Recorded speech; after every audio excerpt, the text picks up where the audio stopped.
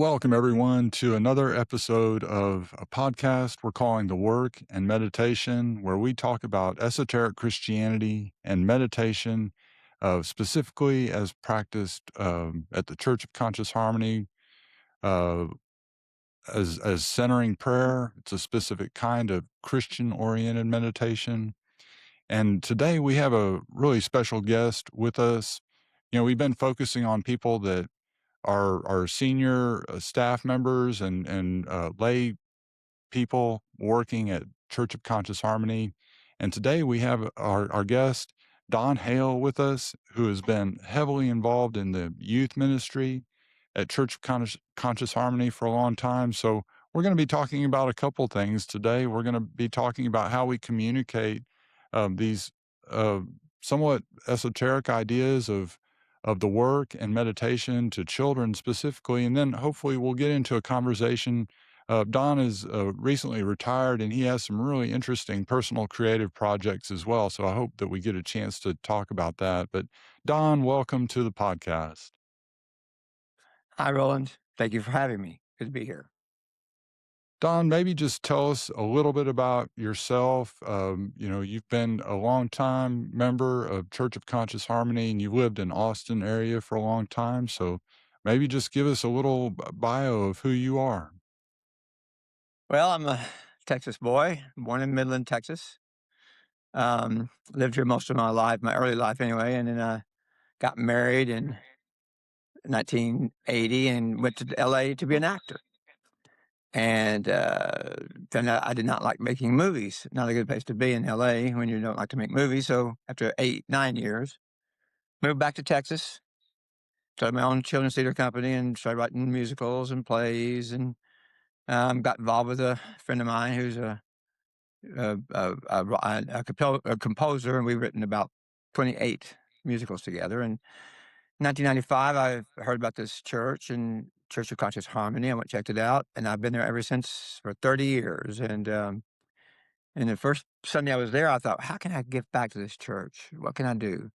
And for some reason, out of my, who knows why, but I'd like to work with the youth. So at that time, they were still just, you volunteered, you just if you wanted to work, you just joined, so you volunteered your time. And, so after a few years of doing that, I got hired, so to speak. I was on the staff of the church and started taking the youth. These are the youth. I was never the children's teacher. My wife, Deborah, taught the children's program. I taught the youth program. And that was basically 6th through college. And, retired this past August, both Deborah and myself, from the program, and just kind of been experiencing life without that role. And it's really been interesting for the past 4 months. Yeah, we've talked about you engaging in some creative activities uh, but the idea that you are working with kids and you're still teaching, right? You're still a full-time teacher.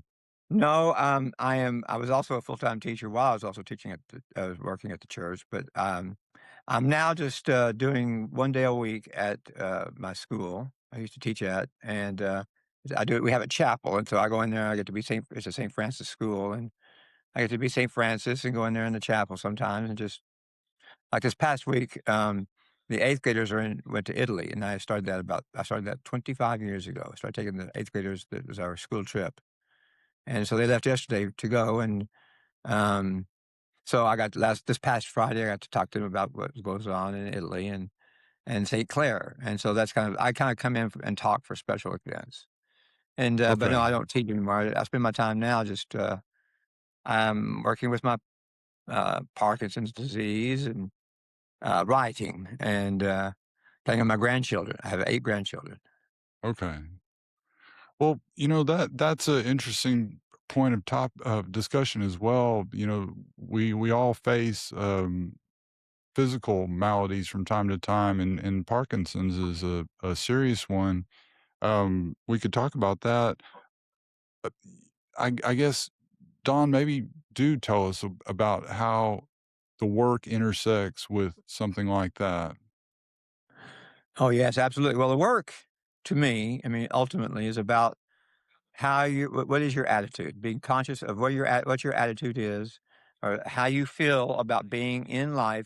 How conscious are you in this life in any given second? And we call that self-remembering. If I can really become conscious, like break through the usual way of taking life, which is falling on parts of, we receive these impressions. And usually we're not conscious of how we're receiving the impressions at all. We just let the impressions come in and then we respond the way we were taught to respond. And so with Parkinson's, even though I've had it now for 10 years, 12 years actually, um, the it's not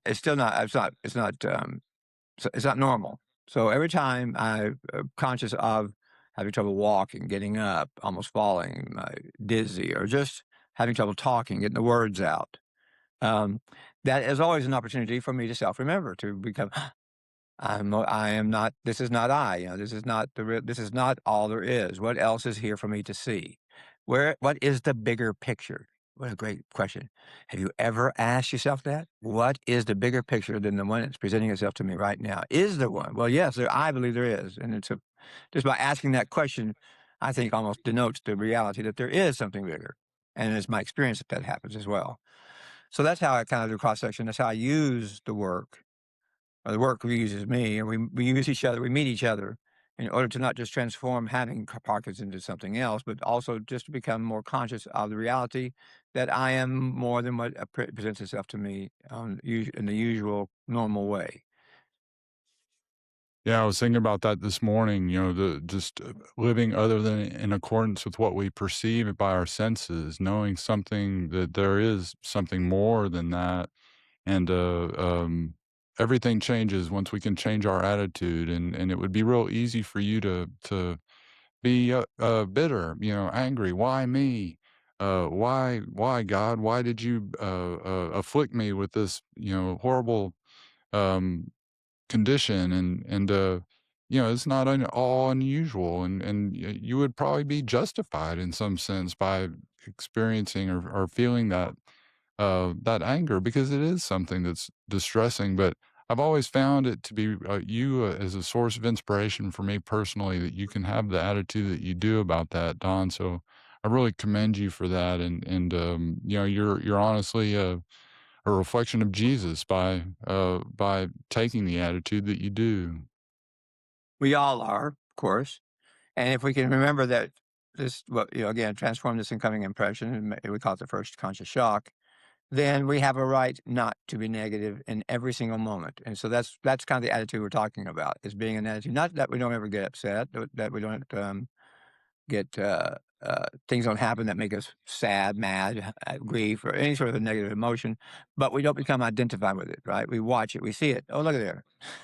So if that it kind of lands on this creature, this body, and I can say, look at him. He's upset. He's angry. He's whatever the action, whatever the motive, whatever the emotion is. And by saying that, neutralizes the identification. I can say it's not I am, it is.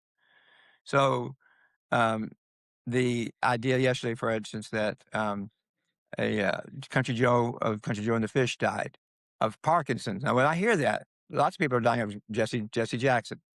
People are dying from Parkinson's about all the time. When I hear that, I go, well, they say it's not from complications resulting from or dealing with Parkinson's. I don't think Parkinson's never really kills you. I don't guess it's just it's just the oh, what's the word? It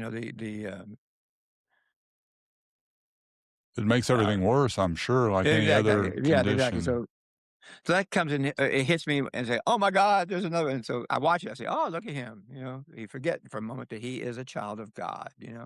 He is more than he thinks he is. He can actually take this in, look at it, and use it. If it's not making me negative, it's making me positive. It's giving me power. If it's not sucking my journey, if it's not sucking my form, if it's not sucking my force out, then it's giving me force. And I'd much rather be given force or energy than have it sucked out of me. So this is a beautiful way to use this disease. To start seeing how I can always remember, this is not I. This is just like um, a mole. I'm not gonna get upset, maybe anyway, so maybe that's not a good analogy, but No, the I point think it is makes sense. okay, good. Well, the point is, yes, exactly. Just as long as I see what is going on, everything is I'm on the schedule to be not identified. Well, that's so great, Don, and I really appreciate you sharing that and being transparent, being willing to talk about it. Well, let's maybe relate this also to meditation. I know that you're a practitioner of centering prayer, as I am, and the church encourages that. Um, that condition, Parkinson's, must affect your ability to engage in meditation. Not at all, no. I would think it would too, all the time. I go, "Oh, I can't do that because I got Parkinson's. I don't feel like it." That's the only thing is if I have a practice twice a day at least, but now I have a little bit more time, so sometimes I try to throw a third period of sit-during prayer in during the day or night. Also, I'm engaged in another practice of deeper meditation, which is relaxation of all the body, and there's a certain format that I'm following and learning in prayer and through meditation. And so this is just deeper and deeper levels of being able to consciously direct my attention to my parts of my body that may be getting tensed or um, some sort of a pain or something in it. If I can just relax it, like right now, my legs are tense, my hands are up here, and I can just see that there's energy that's being drawn into those places where I am tense. So I just bring the attention to that spot and it relaxes. Then I That's can be back to wonderful. where yeah, and, you can see maybe I don't know if I can feel the difference, you could probably even hear it. What the difference between when I'm identified or not conscious of where I am tense in my body, and when I become relaxed, Oh, for sure. Well, I can hear it yeah, in my own voice, just as I'm yeah, sitting here and, we're trying to record something good. I'm nervous, about what I might say or whatever. But the more we can relax in every moment, just relax that's our beautiful. bodies and, That's right, and the more intimate we and can be by telling the truth also, all it's really yeah. hard to tell the truth about this, about anything, and that's also a struggle for me too. I like to embellish. Well, we all do for sure. And I guess, the thinking about, then, um, working with the youth, and the ages that you did, you said 6th grade through college. Um, what's the biggest or the ways that you communicate the work and meditation to that demographic, to that group of kids, young adults? I'd be really interested in hearing about that. Well, I guess the bottom line at the church, in our Sunday schools, let's say, and I was kind of in charge of putting the Sunday schools together and creating a curriculum, and not just me. And of course, it was coming through me. We had a whole team that was working, a whole team of adults that were trying on these ideas, and they'd come back with feedback or even ideas. I mean, so it's not me. I'm not saying at all. I was being used as a very nice instrument. It was fun to be that instrument. But the bottom line was, as we approach these young people, especially in the realm of quote religion or spirituality, our task was to not teach, but to be an instrument of whatever came through us from the spirit. So that maybe I know in myself that whenever I was in a room with a bunch of young people and I was in charge of being in charge of the program, let's say, or the day's lesson, I was always, almost every single time, astounded by what I hear myself say. Something I hadn't even thought about, relating to maybe we were, in our Sunday schools we read the Bible, Bible verses every week, and we read them. As many people show up. I say there's 10 young people in the classroom. We'll read through the um, the lesson that day, the verse, let's say, at least 3 or 4 times, kinda like Lectio Divina. So they get to hear it, and then we don't ever say anything. We said, "Well, what'd you hear? What stands out for you?" And, so that what that leads us to be what we're in charge of as adults is protecting the atmosphere. We have a set of agreements. We're not gonna say We're not going to put anybody down for what they believe. We're always going to say, these I statements. I feel this way. This affects me this way. And we're going to we're going to engage in really deep listening. So as adults in the room, if somebody starts not being able to live up to those or handle those agreements, where it's up to us to be able to either neutralize that situation right then or get up and ask them, walk out there with them and can reset before we come back in the room. So it's not about anybody doing anything wrong or saying anything wrong. And in fact, that's the reason that's so beautiful for young people to come into a place where they can feel so encouraged to share what is on their hearts and their minds without any sort of judgment from anybody in the class. Not only that, but it's kind of almost like come in and share.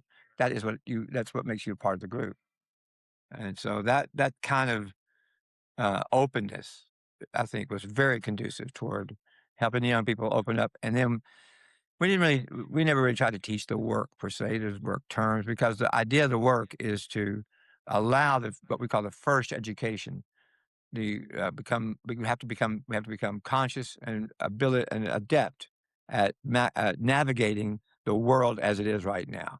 That's very important. We have to be able to know how it works, why it works that way, and then we can. And after we reach into our late 20s or 30s, then we can start looking at ways of neutralizing the ways the work has permeated into our being or to our bodies. But right now, we just want to make sure that the young people are feeling loved. And number one, that they are in touch with their basic core of goodness. And this is where Deborah, my wife, and I, both of our programs are both in the same place. She, through godly play, makes sure does everything she can to instill the reality that all people are are basically good. And I have the same thing with the young people who might come to me, no matter how wounded. And we've had some really wounded young people come in, very angry, and they can come in and share that anger with us, as much as they need to, and it's perfectly fine because that anger sits on top of that goodness, and so finally they'll find that goodness, and they'll start feeling it slowly. We'll be able to stop it from starting to come out. That's been my experience over 30 years. Yeah, that place of understanding and openness, and it's so important for sure for kids, and so frequently, maybe a negative self image or negative messages that they've received, and so, expressing love, but of course, we've got consciousness in our name. And so, being conscious about how we love them. And really, I hear you say giving them space. And I love the idea of first education. And then another one I think of is magnetic center, that we're trying to train the children to have, stories and reference of positive messages and stories that convey these positive messages, that develop magnetic center, this attraction to something outside of ourselves, and connection with others. And I don't know that I'm describing that real well, but I would think like the way that magnetic center got developed in me is that,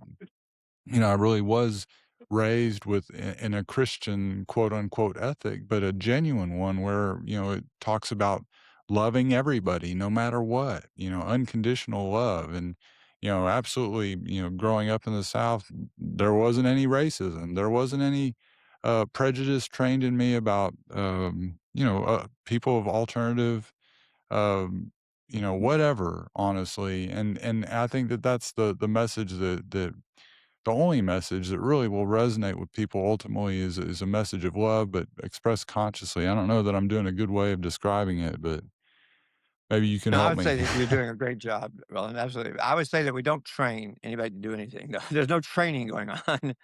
Um, we are, in fact, that's the beauty of the church. I mean, quite frankly, I can't, I don't try to look for it usually, but I don't think there's much dogma. There's not any, everything is laid out there. This is a possibility. These are all possibilities. And whatever resonates with you at that moment, to put it on and try it out. And we're here to help you. We're here to honor that in you. And so the magnetic center is that thing in every single human being that draws you toward what it is that you're looking for, maybe underneath everything else. And usually, sometimes it can be you can actually become conscious of this magnetic center being uh, um, activated, I guess you could say, to a certain extent, when you enter into a space of power, a space of that really is a powerful space for you. We all have our power spots, right? We all have our particular interesting or interests in what we read, what the information we take in, how we take it in. All this is all very subjective, very personal, but magnetic center is the thing that draws us all to the truth for us as we see it. And then hopefully that's kind of like the first stage of the rocket that gets us in enough to become, maybe we'll stay in, and then we can start using other talents, other abilities to stay in and to go further into it, into whatever it is that's interesting to us. And in this case, maybe for you and me and for many of us, it's religion, it's Christian religion, or it's just religion itself. And so we take the young people up to this place in northern New Mexico called the Lama Foundation, which is all religions are welcome there, and so they get a chance to be exposed to the way that different religions celebrate their high holy days or their way that they live their religions. So they get a chance to see this magnetic center work in different religions, and then it informs them their own in our own group as well. Yeah, I'm looking forward to visiting there. Maybe next year I can make that an aim is join along on that trip. So, well, Don, we're coming up on 22 minutes, and we want to try to be respectful of our audience. And you're retired now, and we talked about how you have some creative projects. You already referred to them. Your partnership with Jimmy and all the musicals that you've written, and I wanted to give you a chance to talk about your current project and give us as much detail about that or stay vague. You know, you shared that with Yeah. me personally, but I want you to be the one to, reveal whatever is you want to reveal about that. Well, Jimmy and I have written many children's musicals. And that's kind of what I had children's theater touring company, and he and I wrote all these musicals and for adults to play for children and for children to play for each other. And I also taught theater in middle school as well, had a theater company. And so I'd write musicals or we'd write musicals for them as well. And then I read a book a long time ago, back in the '70s, early '70s, and it became my favorite book. And I read it, I can't tell you how many times. And it's a Western, and I don't feel like I should say the name of it yet because I don't have rights to do anything with it right now. I just read it. But after years looking for somebody who's making a movie of this book, and you get online, everybody's like, "Where's the movie? Where's the movie?" Well, there's never been one made, and I personally think that it would probably be one of the great musicals, one of the great westerns of all time if it could be made. So I said one night, "Okay, I am going to consciously write a screenplay. I've never written a screenplay before. At some point, I'm not even gonna start writing it tonight. I'm going to write one." I wrote this long mission statement out for myself, this rule I was gonna hold to a work rule. And, then I got asked to write a screenplay that for something else, and so wrote it, worked with a director, and got that experience of how to work on a screenplay. Then, after I got done with that project a few years ago, I said, "Okay, now I think I'm ready to start working on writing a screenplay from this book." So I worked on it, started working on it last year. It took me 6 months. I wrote it out. And I never was able to get it down to 100 pages. So now I broke it up into 9 parts. It's a 9-part series, and it's an epic. And, so I'm kinda trying to get it out there. I'm, trying to find how to get the rights to it so I can, so we can produce it and make a movie out of it. Well, it's real I could exciting. And go ahead. I was just gonna I don't know how much to say about it because I don't wanna get in trouble. I don't Oh, This is sure. really kind of tenuous land to work ground to work on. But that's part of the work. That's exactly why we're doing this right now is to become conscious of my breath. I'm sharing so I don't get into story. I don't get into, my imagination that this is how this is gonna turn out. Right now, I've written a screenplay. Some people have read it. Some people like it. And um, so, yeah.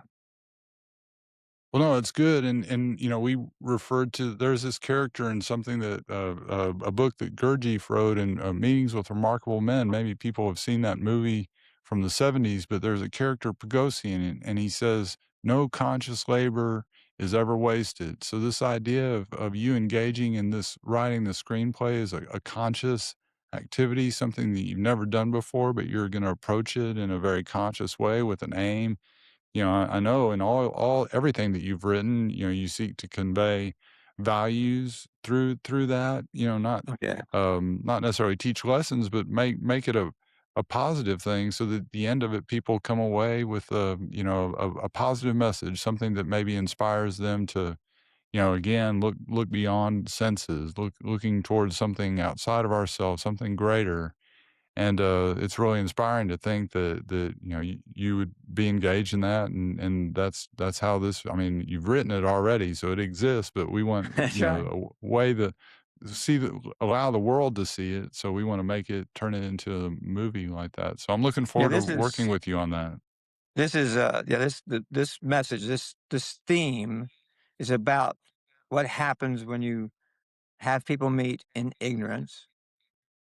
And so the distrust and the negative attitudes toward each other, they're just naturally in human beings when they don't know what they're up, what the mystery, I guess, is how we always approach the mystery, kind of like reaching out, trying to touch it before we get there to it. Like, is it safe? Is it safe? And which is natural. But in this screenplay, they get a chance to work through their ignorance. Their ignorance, they don't speak the same language. They've never met each other the same. They're not, but they are the same. They're the same. There's 15 uh, cowboys. There's 15 of this other group, and each one of them end up being brothers because they are the same. By the end of the book, they've overcome the ignorance and replaced it with knowledge. The knowledge then is also means that they're going to help each other, and that becomes being, and that leads to understanding. So by the end of the book, the reader and all the characters together have become um, much more than they were at the beginning of the book. The arc of the whole story is becoming going from ignorance, or the alchemist might say, lead to the gold of understanding. It goes through this purifying fire. Of course, everyone has to give up and be willing to give up that wish to be ignorant. There are so many people out there that do not want to become knowledgeable. They do not want to give up the ignorance because it's connected to their emotions. But if it became life or death, I think that's really kind of where things come together. And that's kind of what this story happens in this story as well. They all become very, very close. Yeah, sometimes you have to go through hardship and suffering to really, have the motivation to make that change, to connect with, a deeper meaning And be open to it too, and being open to see it. So I've written the script. And like all of a sudden, this one thing or another, I know you come in my life, and other people come into my life, and slowly but surely, the work is working this. And so, whether this ever gets produced or not is not really the most important thing right now. Is how can it inform me? How can it inform the world, others? How can it change the world? How can I be more and more open to receiving and to giving back? This gift that's been given to me, and in whatever form it will end up being. um, so, it talks about the meanings of the remarkable men. At the end of that book, I've read that book, I guess about 5 times. Now, at the end of it, there's a material question. This is the last chapter. And this is where the writer, G. Edgar G. talks about how he made the money he made to do all the things he did. And one of the things he did was he did a cattle drive through Russia, which I had never seen that before. I just read it this last time after you and I talked. As a matter of fact, you instigated me to read it, inspired me to read it again. And I'd never, and I, there it was in this one little phrase.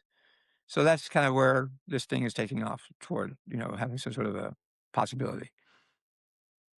Yeah, so this has a historical referent, lots going for it. It's really interesting, a non-conventional Western, I'd say. People kind of pigeonhole, I think of, Clint Eastwood or John Wayne Western, but I think this would be a different kind of Western, right, Don? You bet, absolutely, yes, you bet. It'll look the same, but underneath it, there's a whole bunch of things going on that might not be, that you have to feel as much as see and know.